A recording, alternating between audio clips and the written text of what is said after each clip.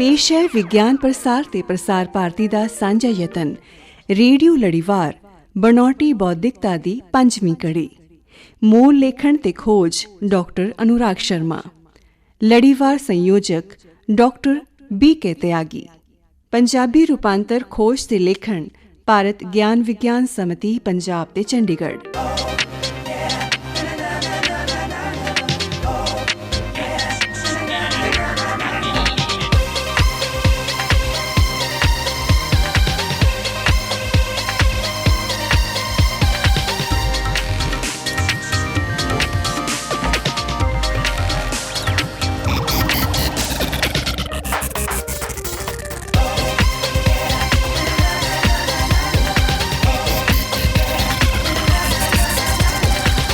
ਪਿਆਰੇ ਸਰੋਤਿਓ, ਤੁਹਾਡਾ ਸਭ ਦਾ ਅੱਜ ਦੇ ਬਣੌਟੀ ਬੌਧਿਕਤਾ ਦੀ ਵਿਗਿਆਨ, ਵਰਤੋਂ ਤੇ ਭਵਿੱਖ ਬਾਬਤ ਸਾਡੇ ਨਵੇਂ ਲੜੀਵਾਰ ਆਉਣ ਵਾਲਾ ਕੱਲ ਦੀ 5ਵੀਂ ਕੜੀ 'ਚ ਨਿੱਘਾ ਸਵਾਗਤ ਹੈ।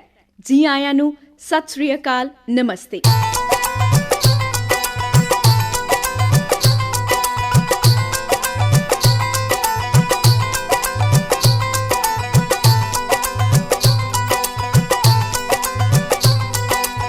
ਇਸ ਵਿਗਿਆਨ ਲੜੀਵਾਰ ਦੀ ਪਿਛਲੀ ਕੜੀ ਬਨੌਟੀ ਬੌਧਿਕਤਾ ਇਤਿਹਾਸ ਪੁਰਾਤਨ ਕਾਲ ਤੋਂ ਵਰਤਮਾਨ ਵਿੱਚ ਸੁਣੀ ਸੀ ਕਹਾਣੀ ਅਸੀਂ ਬਨੌਟੀ ਬੌਧਿਕਤਾ ਦੇ ਇਤਿਹਾਸ ਦੀ।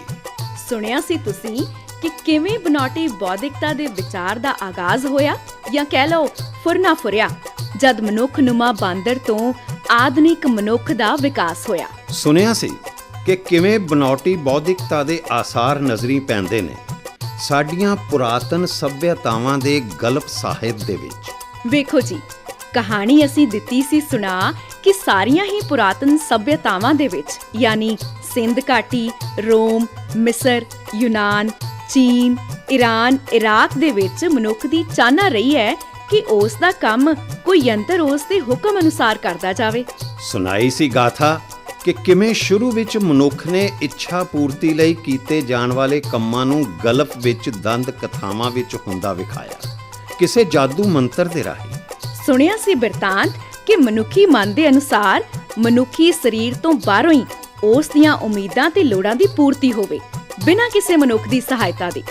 ਸੁਣ ਲਈ ਸੀ ਕਹਾਣੀ ਕਿ ਕਿਵੇਂ ਇਸ ਜਾਦੂ ਮੰਤਰ ਤੰਤਰ ਨੂੰ ਹਕੀਕਤ ਨਾ ਹੋਣ ਕਰਕੇ ਪਿੱਛੇ ਛੱਡ ਕੇ ਮਨੁੱਖ ਨੇ ਸਿਰਜ ਲਏ ਅਜਿਹੇ ਬੁੱਤ ਜਿਨ੍ਹਾਂ ਤੋਂ ਕਰਵਾਏ ਖਿਆਲਾਂ ਵਿੱਚ ਹੀ ਉਸ ਨੇ ਉਹ ਕੰਮ ਜੋ ਚਾਹੁੰਦਾ ਸੀ।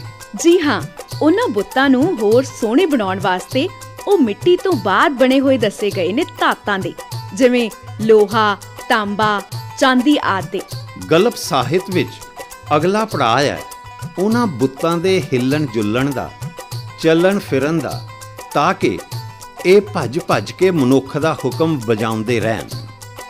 ਸੁਣਿਆ ਸੀ ਤੁਸੀਂ ਕਿ ਕਿਵੇਂ ਇਹਨਾਂ ਬੁੱਤਾਂ ਤੋਂ ਪਰੀ ਕਹਾਣੀਆਂ 'ਚ ਖਿਆਲ ਪ੍ਰਵੇਸ਼ ਕਰ ਗਿਆ ਜੀਵਿਤ ਦਾਨਵਾਂ ਦਾ। ਇਹ ਦਾਨਵ ਪ੍ਰਗਟ ਹੋ ਜਾਂਦੇ ਸਨ ਜ਼ਰਾ ਜਿੰਨਾ ਹੁਕਮ ਦੇਣ ਤੇ ਹੀ, ਤੇ ਪੂਰੀ ਕਰ ਦਿੰਦੇ ਸੀ ਮੰਗ। ਇਸੇ ਸਹਾਰੇ ਤਾਂ ਜਿੰਨ ਘੜੇ ਚੋਂ ਬਾਹਰ ਕੱਢਣ ਦੀ ਗੱਲ ਅੱਜ ਵੀ ਕਰਦੇ ਨੇ। ਸੁਣਾਈ ਸੀ ਗੱਲ ਟੈਲੋਸ ਦੀ, ਗੋਲੇਮ ਦੀ, ਫ੍ਰੈਂਕਨਸਟੀਨ ਦੇ ਦਾਨਵ ਦੀ, ਉਸ ਚੀਨੀ ਦਾਨਵ ਦੀ ਜਿਸ ਨੇ ਔਰਤਾਂ ਨੂੰ ਛੇੜਨਾ ਸ਼ੁਰੂ ਕਰਕੇ ਗਵਾ ਲਈ ਸੀ ਆਪਣੀ ਹੋਂਦ ਦੀ। ਇਸੇ ਚਰਚਾ ਵਿੱਚ ਖੁੱਲ ਗਿਆ ਸੀ ਭੇਦ ਥੋਰ ਦੇ ਹਥੌੜੇ ਤੇ ਬੂਮ ਰੈਂਗ ਦੇ ਆਪਸੀ ਸੰਬੰਧ ਦਾ, ਤੇ ਕਹਾਣੀ ਸੁਣ ਲਈ ਸੀ ਥੈਨੋਸ ਦੀ ਵੀ। ਗੱਲ ਹੋ ਗਈ ਸੀ ਕਿ ਇਹ ਵਿਚਾਰਾਂ ਦੀ ਉਡਾਰੀ ਹੀ ਬਣੀ ਅੱਜ ਦੇ ਡਰੋਨ, ਰੋਬੋਟ ਤੇ ਚੈਟ ਬੋਟ ਦੀ ਸ਼ੁਰੂਆਤ। ਖੁੱਲ ਗਿਆ ਸੀ ਭੇਦ ਕਿ ਇਹ ਬੁੱਤ ਉਸੇ ਧਾਤ ਦੇ ਬਣੇ ਦੱਸੇ ਜਾਂਦੇ ਨੇ ਜਿੱਥੇ ਤੱਕ ਧਾਤ ਸਾਜੀ ਦਾ ਗਿਆਨ ਪਹੁੰਚਿਆ ਹੁੰਦਾ ਸੀ। ਪਰ ਅਸੀਂ ਗਲਤੀ ਕਰ ਬੈਠੇ, ਇੱਕ ਪਾਸੇ ਇਸ ਗਲਪ ਨੂੰ ਪੂਰਨ ਰੂਪ ਵਿੱਚ ਨਕਾਰਨ ਦੀ, ਤੇ ਦੂਜੇ ਪਾਸੇ ਇਸ ਨੂੰ ਹਕੀਕਤ ਮੰਨ ਲੈਣ ਦੀ। ਵਿਗਿਆਨਿਕ ਸੋਚ ਦੇ ਨਜ਼ਰੀਏ ਤੋਂ ਦੋਵੇਂ ਤਰ੍ਹਾਂ ਦੇ ਵਿਗਾੜ ਅਵਿਗਿਆਨਿਕ ਤੌਰ ਤਰੀਕਾ ਨੇ ਤੇ ਗਲਤ ਰਸਤੇ ਲੈ ਕੇ ਜਾਂਦੇ ਨੇ। ਇਸੇ ਲਈ ਦਿੱਤੀ ਸੀ ਚੇਤਾਵਨੀ ਕਿ ਹੁਣ ਲੋੜ ਹੈ ਮਨੁੱਖਵਾਦੀ ਆਪਸੀ ਮੇਲ ਮੁਹੱਬਤ ਦੀ ਸੋਚ ਅਪਣਾ ਕੇ ਮਨੁੱਖ ਨੂੰ ਮਸ਼ੀਨ ਰਾਹੀਂ ਸੌਖਾ ਕਰਕੇ ਜਨ ਸਧਾਰਨ ਨੂੰ ਕੋਮਲ ਕਲਾਵਾਂ ਵਾਸਤੇ ਸਮਾਂ ਵੱਧ ਦੇਣਾ ਤੇ ਸਭ ਦੇ ਜੀਵਨ ਨੂੰ ਸੋਹਣਾ ਬਣਾਉਣਾ ਇਸ AI ਦੇ ਬਲਬੂਤੇ। ਅੱਜ ਦੀ ਇਸ ਕੜੀ 'ਚ ਸੁਣਾਂਗੇ ਅਸੀਂ ਕਿ ਕੀ ਨੇ ਇਸ ਬਨੌਟੀ ਬੌਧਿਕਤਾ ਦੇ ਲਾਭ ਆਧੁਨਿਕ ਜੀਵਨ ਦੇ ਵੱਖ-ਵੱਖ ਖੇਤਰਾਂ ਦੇ ਵਿੱਚ ਤੇ ਕੀ ਨੇ ਖੋਜ ਤੇ ਵਿਕਾਸ ਦੀਆਂ ਸੰਭਾਵਨਾਵਾਂ। ਇਸ ਨਵੇਂ ਲੜੀਵਾਰ ਆਉਣ ਵਾਲਾ ਕੱਲ ਦੀ ਪੰਜਵੀਂ ਕੜੀ ਭਵਿੱਖ ਦੇ ਵੱਲ ਵਧਦੇ ਕਦਮ ਇਉਂ ਕਰਦੇ ਨੇ ਪੇਸ਼ ਸਾਡੇ ਇਹ ਕਲਾਕਾਰ।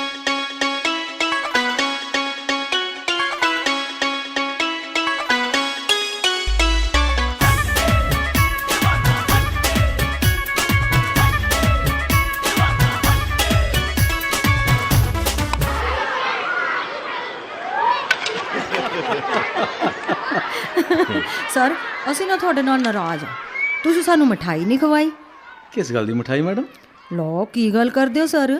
ਹੁਣ ਤੁਸੀਂ ਹੈਡਮਾਸਟਰ ਤੋਂ ਪ੍ਰਿੰਸੀਪਲ ਬਣੇ ਹੋ ਪਰ ਸਾਡਾ ਮੂੰਹ ਮਿੱਠਾ ਤੱਕ ਨਹੀਂ ਕਰਵਾਇਆ। ਮੈਡਮ ਸਰ ਦੇ ਪ੍ਰਿੰਸੀਪਲ ਬਣਨ ਦੀ ਮਿਠਾਈ ਤਾਂ ਸਾਰੇ ਸਕੂਲ ਨੇ ਖਾਧੀ ਸੀ, ਤੁਸੀਂ ਕਿੱਥੇ ਰਹੇ? ਹੈ ਇਹਨਾਂ ਦਾ ਕਸੂਰ ਨਹੀਂ ਕਮਲ, ਉਦਣ ਇਹ ਆਏ ਨਹੀਂ ਸੀ।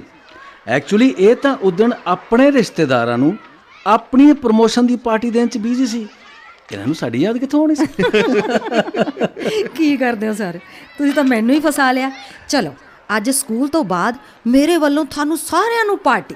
ਠੀਕ ਹੈ ਮੈਡਮ, ਅੱਜ ਸਕੂਲ ਤੋਂ ਬਾਅਦ।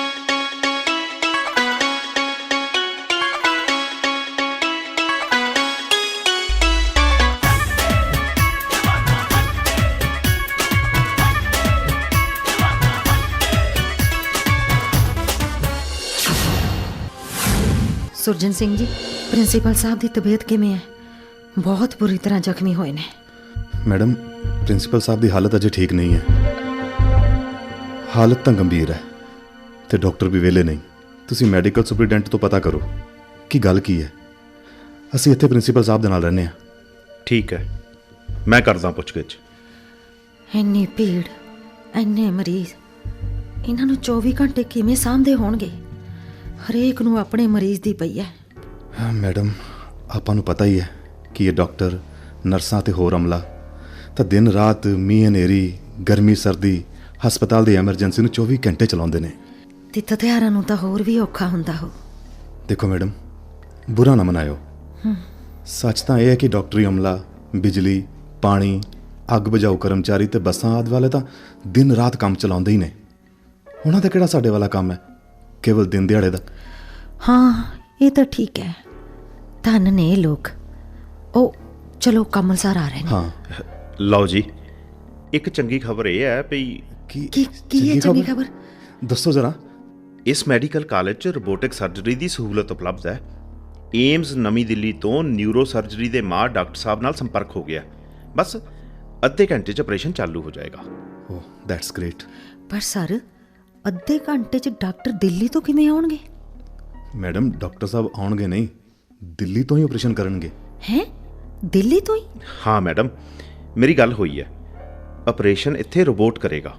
ਹੈਂ, ਉਹ ਕਿਵੇਂ? ਹੁਣ ਇਹ ਤਾਂ ਤੁਹਾਨੂੰ ਪ੍ਰਿੰਸੀਪਲ ਸਾਹਿਬ ਹੀ ਠੀਕ ਤਰੀਕੇ ਨਾਲ ਸਮਝਾਉਣਗੇ। ਇਹ ਰੋਬੋਟ, ਆਰਟੀਫੀਸ਼ੀਅਲ ਇੰਟੈਲੀਜੈਂਸ ਸਭ ਉਹਨਾਂ ਦਾ ਹੀ ਵਿਸ਼ਾ ਹੈ। ਠੀਕ ਹੋਣ ਤੋਂ ਬਾਅਦ 'ਚ ਉਹਨਾਂ ਤੋਂ ਹੀ ਸਮਝਣਾ। ਚਲੋ ਸੁਰਜਨ ਸਿੰਘ, ਤੁਸੀਂ ਵੀ ਆ ਸਕਦੇ ਹੋ ਮੈਡਮ। ਅਸੀਂ ਸ਼ੀਸ਼ੇ ਦੀ ਕੰਧ 'ਚੋਂ ਪੂਰਾ ਆਪਰੇਸ਼ਨ ਦੇਖ ਸਕਦੇ ਹਾਂ। ਆਓ ਆਓ ਚਲਿਏ।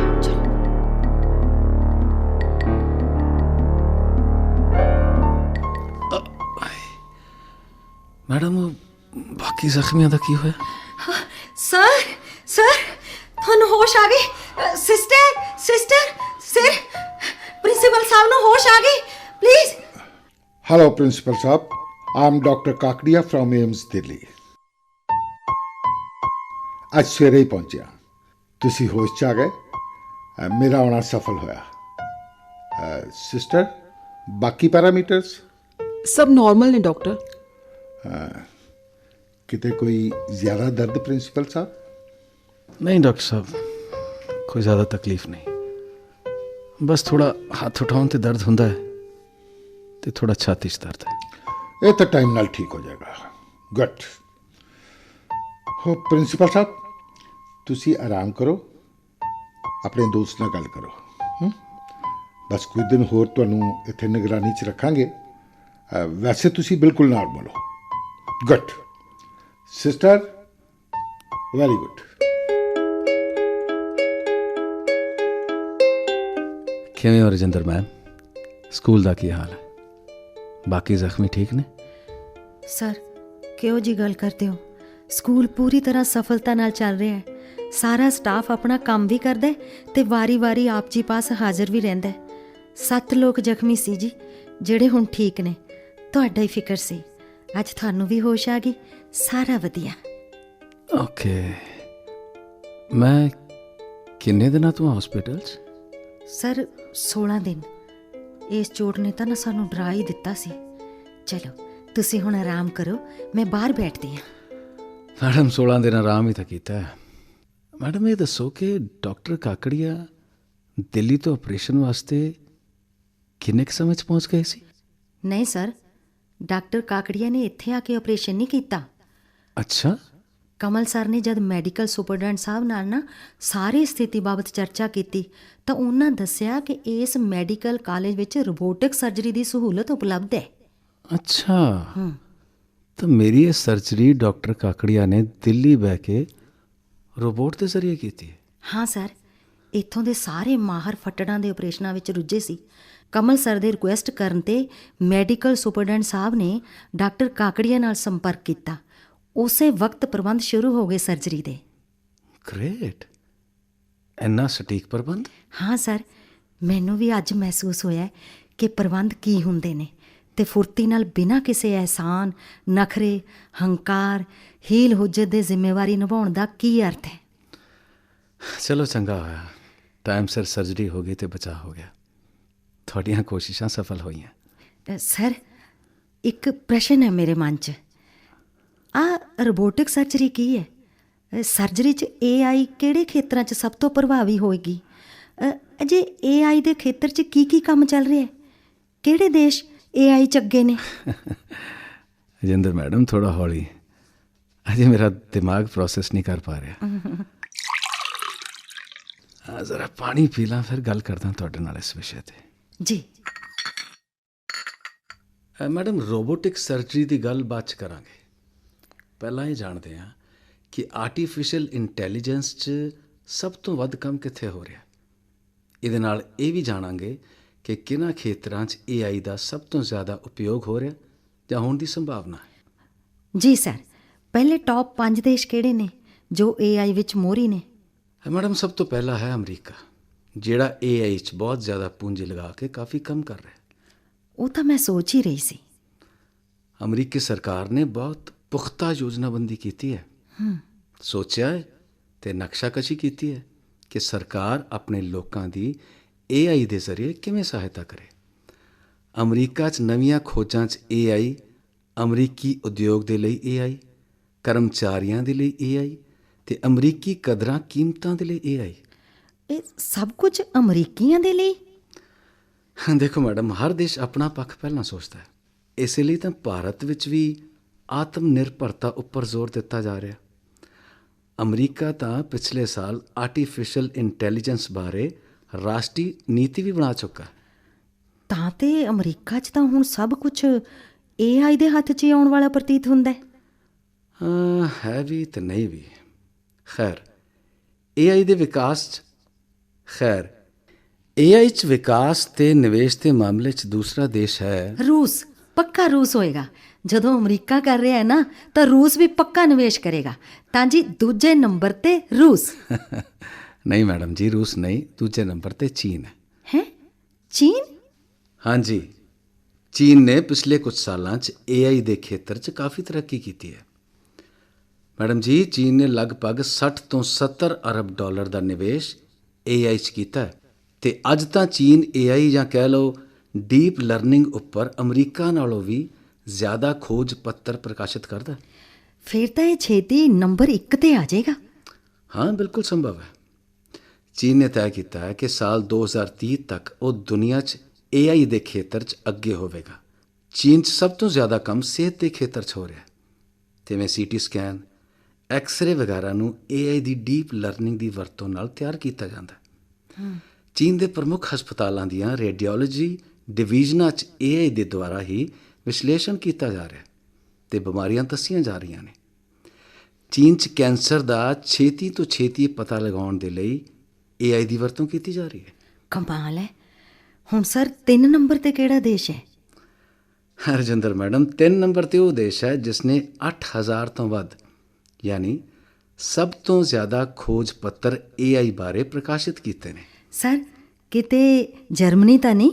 ਵਾਹ, ਬਿਲਕੁਲ ਸਹੀ ਪਛਾਣਿਆ ਤੁਸੀਂ। ਤੀਜੇ ਨੰਬਰ ਤੇ ਜਰਮਨੀ ਹੀ ਹੈ। ਇੱਥੇ ਸਭ ਤੋਂ ਜ਼ਿਆਦਾ ਕੰਮ ਛੋਟੇ ਤੇ ਦਰਮਿਆਨੇ ਉਦਯੋਗਾਂ ਲਈ AI ਮਾਡਲ ਤਿਆਰ ਕਰਨ ਤੇ ਹੋ ਰਿਹਾ। ਦੁਨੀਆ ਦੀਆਂ ਐਮਾਜ਼ੋਨ, ਪੋਰਸ਼, ਡਾਇਮਲਰ ਤੇ ਬੌਸ਼ ਵਰਗੀਆਂ ਵੱਡੀਆਂ ਕੰਪਨੀਆਂ ਨੇ ਜਰਮਨੀ 'ਚ ਬਹੁਤ ਜ਼ਿਆਦਾ ਨਿਵੇਸ਼ ਕੀਤਾ ਹੈ। ਸਰ ਇਹ ਤਾਂ ਬਹੁਤ ਹੀ ਚੰਗੀ ਗੱਲ ਹੈ ਕਿ ਛੋਟੇ ਤੇ ਦਰਮਿਆਨੇ ਉਦਯੋਗਾਂ ਦੇ ਲਈ ਕੰਮ ਹੋ ਰਿਹਾ ਹੈ। ਸਰ ਚੌਥੇ ਨੰਬਰ ਤੇ ਦੇਸ਼ ਹੈ ਫਰਾਂਸ। ਕਿਉਂ, ਇਹੀ ਹੈ ਨਾ? ਤੁਹਾਨੂੰ ਕਿਵੇਂ ਪਤਾ ਲੱਗਿਆ ਕਿ ਚੌਥੇ ਨੰਬਰ ਤੇ ਫਰਾਂਸ ਹੋਏਗਾ? ਸਰ ਜਰਮਨੀ ਦੇ ਨਾਲ ਫਰਾਂਸ ਹੀ ਠੀਕ ਲੱਗਦਾ ਹੈ। ਦੋਨੇ ਹੈ ਵੀ ਨੇੜੇ ਨੇੜੇ, ਜਰਮਨੀ ਫਰਾਂਸ, ਇਸੇ ਲਈ। ਅੱਛਾ ਲੌਜਿਕ ਹੈ ਮੈਡਮ, ਪਰ ਨਹੀਂ, ਚੌਥੇ ਨੰਬਰ ਉੱਪਰ ਹੈ ਆਪਣਾ ਭਾਰਤ ਇਸ AI ਦੇ ਮਾਮਲੇ 'ਚ। ਵਾਹ, ਆਪਣਾ ਭਾਰਤ ਚੌਥੇ ਨੰਬਰ ਤੇ, ਕਮਾਲ ਹੈ ਜੀ। ਹਾਂਜੀ ਮੈਡਮ, ਭਾਰਤ ਦਾ AI ਪ੍ਰੋਗਰਾਮ ਆਰਥਿਕ ਵਿਕਾਸ ਉੱਪਰ ਤਾਂ ਕੇਂਦਰਿਤ ਹੈ ਹੀ, ਪਰ ਨਾਲ ਹੀ ਇੱਥੇ ਸਮਾਜਿਕ ਸਰੋਕਾਰਾਂ ਵਿੱਚ AI ਦੀ ਭੂਮਿਕਾ ਦਾ ਖਿਆਲ ਵੀ ਰੱਖਿਆ ਗਿਆ ਹੈ, ਜਿਹੜਾ ਇਸ ਪ੍ਰੋਗਰਾਮ ਨੂੰ ਪੂਰੇ ਸੰਸਾਰ ਵਿੱਚ ਨਿਵੇਕਲਾ ਬਣਾਉਂਦਾ।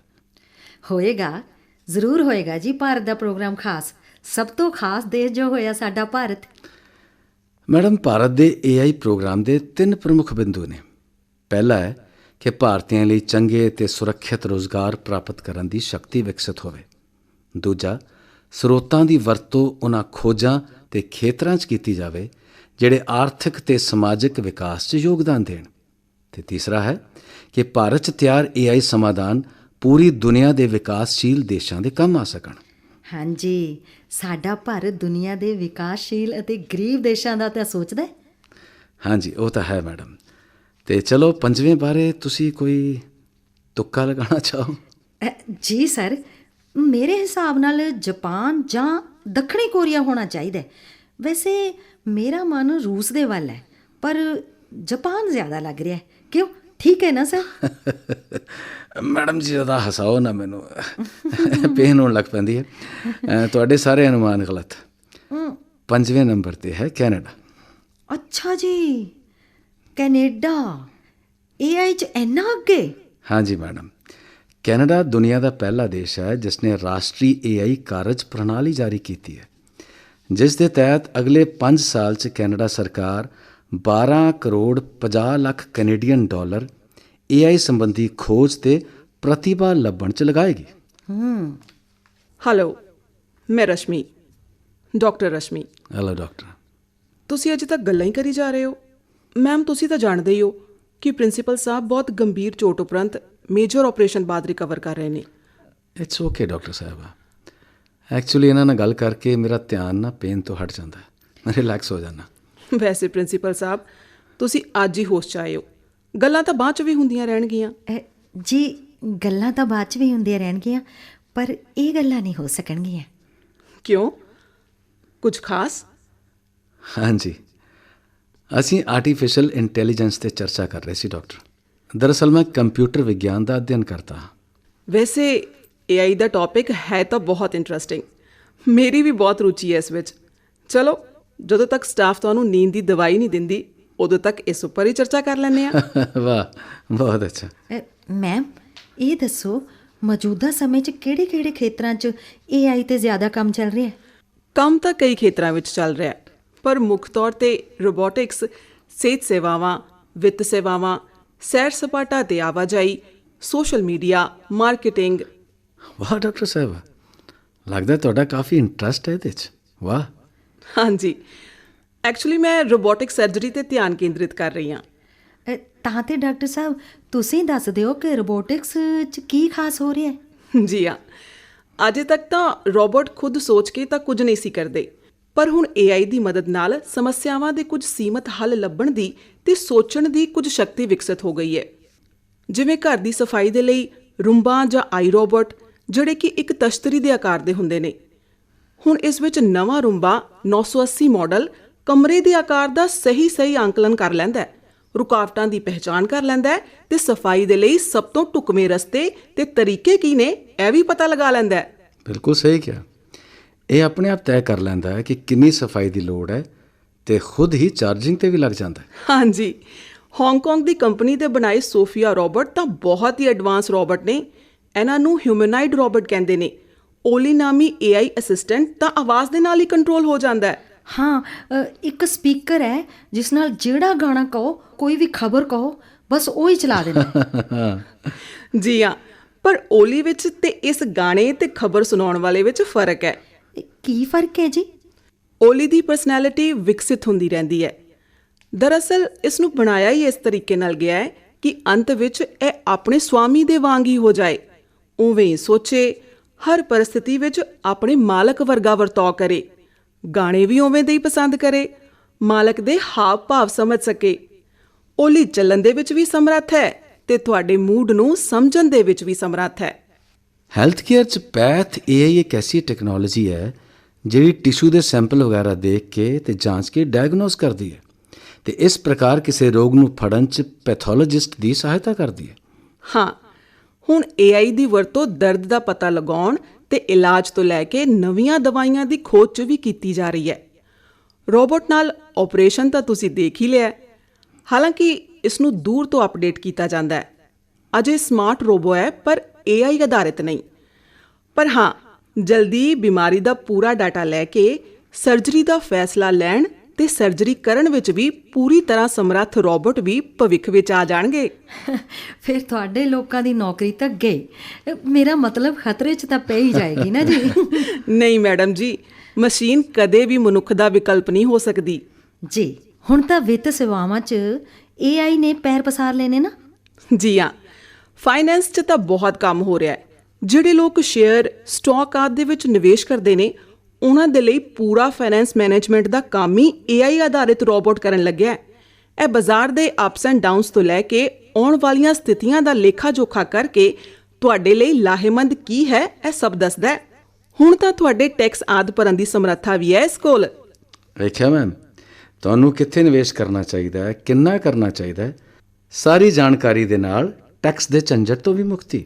ਹੁਣ ਤਾਂ ਵਰਚੁਅਲ ਟਰੈਵਲ ਅਸਿਸਟੈਂਟ, ਇੱਕ ਰੋਬੋਟ ਤੁਹਾਡੀ ਯਾਤਰਾ ਦਾ ਪ੍ਰਬੰਧ ਤੇ ਪਲਾਨ, ਤੁਹਾਡੀ ਪਸੰਦ ਦੇ ਸੈਰ ਸਪਾਟਾ ਸਥਾਨ ਦੀ ਚੋਣ, ਹਵਾਈ ਜਹਾਜ਼ ਦੀ ਬੁਕਿੰਗ, ਹੋਟਲ ਦੀ ਬੁਕਿੰਗ ਆਦਿ ਸਭ ਕੁਝ ਕਰ ਦਿੰਦਾ ਹੈ। ਬਿਲਕੁਲ, ਤੁਹਾਡੇ ਪੈਸੇ ਦੀ ਬਚਤ ਦੇ ਲਈ ਹਰ ਪ੍ਰਕਾਰ ਦੀ ਸਕੀਮ ਦਾ ਲਾਭ ਵੀ ਤੁਹਾਨੂੰ ਆਪਣੇ ਆਪ ਦਵਾ ਦਿੰਦਾ ਹੈ। ਬਸ ਬਈ ਪ੍ਰਿੰਸੀਪਲ ਸਾਹਿਬ, ਅੱਜ ਦੀ ਗੱਲਬਾਤ ਇੱਥੇ ਹੀ ਖਤਮ। ਅੱਜ ਦੇ ਲਈ ਇੰਨਾ ਹੀ ਕਾਫੀ, ਹੋਰ ਤੋਂ ਮਾਫੀ। ਠੀਕ ਹੈ ਜੀ। ਇਹ ਜਿਹੜਾ ਮੋਬਾਈਲ ਤੇ ਨਕਸ਼ਾ ਆਉਂਦਾ ਹੈ ਨਾ, ਜਿਹੜਾ ਰਸਤਾ ਪਤਾ ਚੱਲਦਾ ਹੈ, ਕਿ ਇਹ ਸਾਰਾ ਵੀ AI ਤੇ ਆਧਾਰਿਤ ਹੈ? ਹਾਂਜੀ ਮੈਡਮ, ਬਿਨਾਂ ਡਰਾਈਵਰ ਕਾਰਾਂ, ਬੱਸਾਂ ਤਾਂ ਚੱਲਣੀਆਂ ਸ਼ੁਰੂ ਹੋ ਚੁੱਕੀਆਂ ਨੇ। ਮਾਰਕੀਟਿੰਗ 'ਚ ਵੀ ਤਾਂ AI ਬਹੁਤ ਜ਼ਿਆਦਾ ਮਦਦ ਕਰ ਰਹੀ ਹੈ। ਅੱਛਾ, ਕਿਵੇਂ ਸਰ? ਇਹ ਤੁਹਾਨੂੰ ਮੈਂ ਦੱਸ ਦਵਾਂਗੀ, ਬਸ ਹੁਣ ਪ੍ਰਿੰਸੀਪਲ ਸਾਹਿਬ ਨੂੰ ਆਰਾਮ ਕਰਨ ਦਿਓ। ਪਰ ਇੱਕਦਮ ਨੀਂਦ ਥੋੜੀ ਆਏਗੀ ਡਾਕਟਰ ਸਾਹਿਬਾ, ਉਦੋਂ ਤੱਕ ਮਾਰਕੀਟਿੰਗ ਸਾਰਾ। ਓਕੇ। ਛੋਟੇ ਤੇ ਦਰਮਿਆਨੇ ਉਦਯੋਗਾਂ ਦੇ ਲਈ AI ਆਧਾਰਿਤ ਮਾਰਕੀਟਿੰਗ ਵਿਵਸਥਾ ਕਾਫੀ ਲਾਭਕਾਰੀ ਸਾਬਤ ਹੋ ਰਹੀ ਹੈ। ਕਿਸ ਉਤਪਾਦ ਦੀ ਕਿਸ ਖੇਤਰ ਵਿੱਚ ਮੰਗ ਹੈ, ਉਸ ਦਾ ਪਤਾ ਚੱਲਦਾ ਹੈ। ਖਪਤਕਾਰਾਂ ਵੱਲੋਂ ਉਤਪਾਦਾਂ ਬਾਬਤ ਸਹੀ ਰਾਏ ਦੀ ਰਿਪੋਰਟ ਮਿਲਦੀ ਹੈ। ਇਸ ਨਾਲ ਉਤਪਾਦ ਨੂੰ ਸਹੀ ਤਰੀਕੇ ਨਾਲ ਪੇਸ਼ ਕਰਨ ਵਿੱਚ ਸਹਾਇਤਾ ਮਿਲਦੀ ਹੈ। ਬਸ ਜੀ, ਕਿਸੇ ਉਤਪਾਦ ਨੂੰ ਉਸਦੇ ਗਾਹਕਾਂ ਤੱਕ ਪਹੁੰਚਾਉਣ ਤੋਂ ਲੈ ਕੇ ਕਿਹੜੇ ਉਤਪਾਦਾਂ ਦੇ ਲਈ ਬਾਜ਼ਾਰ ਚੰਗਾ ਹੈ, ਇਹ ਸਾਰੀ ਜਾਣਕਾਰੀ AI ਦੇ ਜ਼ਰੀਏ ਮਿਲ ਜਾਂਦੀ ਹੈ। ਵਾਹ, ਰਿਟਾਇਰ ਹੋਣ ਦੇ ਬਾਅਦ ਕੋਈ ਵਧੀਆ ਕਾਰੋਬਾਰ ਸ਼ੁਰੂ ਕੀਤਾ ਜਾ ਸਕਦਾ ਹੈ। ਪੂਰੀ ਜਾਣਕਾਰੀ ਤਾਂ ਤੁਹਾਡੀ AI ਦੇ ਦੇਗੀ, ਕਿਉਂ ਸਰ? ਰਿਟਾਇਰ ਹੋ ਕੇ ਵੀ ਪੈਸੇ ਕਮਾਉਣ ਤੇ ਲੱਗਣਾ ਮੈਡਮ। ਨਵਿਆਂ ਵਾਸਤੇ ਵੀ ਜਗ੍ਹਾ ਛੱਡ ਦਿਓ। ਰੁੱਖਾਂ ਦੇ ਪੁਰਾਣੇ ਪੱਤੇ ਵੀ ਨਵਿਆਂ ਨੂੰ ਜਗ੍ਹਾ ਦੇ ਦਿੰਦੇ।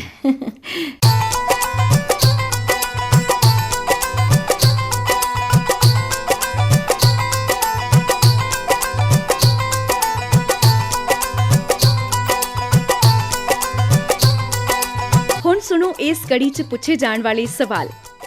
AI ਦਾ ਇਲਾਜ ਵਿੱਚ ਕੀ ਹੈ ਕੰਮ? ਸਵਾਲ ਦੂਸਰਾ, AI ਰਾਹੀਂ ਬਾਜ਼ਾਰ ਯੋਜਨਾਬੰਦੀ ਦੇ ਬਾਵਜੂਦ ਸੇਵਾ ਮੁਕਤੀ ਉਪਰੰਤ ਕੰਮ ਕਰਨ ਤੋਂ ਕਿਉਂ ਰੋਕਣ ਦੀ ਲੋੜ ਹੈ? ਸਵਾਲ ਇੱਕ ਵਾਰੀ ਫੇਰ ਸੁਣੋ। AI ਦਾ ਇਲਾਜ ਵਿੱਚ ਕੀ ਹੈ ਕੰਮ? ਸਵਾਲ ਦੂਸਰਾ, AI ਰਾਹੀਂ ਬਾਜ਼ਾਰ ਯੋਜਨਾਬੰਦੀ ਦੇ ਬਾਵਜੂਦ ਸੇਵਾ ਮੁਕਤੀ ਉਪਰੰਤ ਕੰਮ ਕਰਨ ਤੋਂ ਕਿਉਂ ਰੋਕਣ ਦੀ ਲੋੜ ਹੈ? ਆਪਣੇ ਜਵਾਬ ਭੇਜਣ ਲਈ ਸਾਡਾ ਪਤਾ ਨੋਟ ਕਰੋ। ਵਿਗਿਆਨ ਲੜੀਵਾਰ, ਆਉਣ ਵਾਲਾ ਕੱਲ, ਮਾਰਫਤ station director, Akashvani Jalandhar, pin code 144001।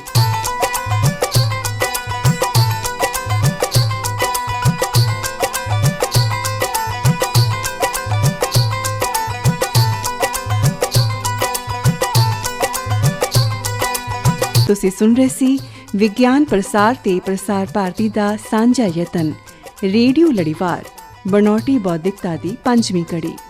ਹਿੱਸਾ ਲੈਣ ਵਾਲੇ ਕਲਾਕਾਰ ਅਨਿਲ ਸ਼ਰਮਾ, ਦਲਜਿੰਦਰ ਸਿੰਘ, ਅਵਰਿੰਦਰ ਕੌਰ, ਵਿਕਾਸ ਨੇਬ, ਤੇਜਪਾਲ ਸਿੰਘ ਮਿਨਹਾਸ, ਪੂਨਮ, ਪ੍ਰੇਮ ਕਾਕੜੀਆ ਤੇ ਸੀਮਾ ਕੌਸ਼ਲ।